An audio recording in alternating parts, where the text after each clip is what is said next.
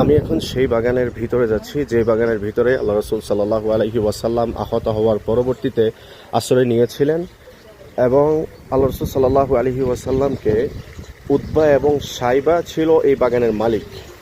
Utba cyber যে দাস ছিল, সেই দাসের নাম ছিল আদ্দাস।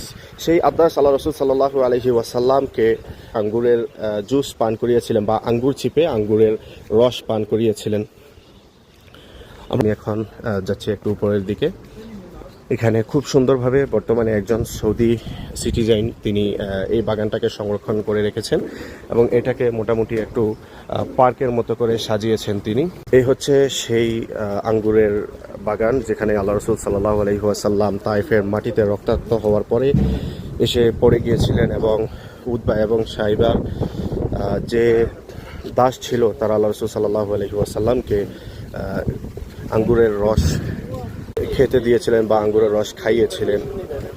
এটা হচ্ছে সেই বাগান।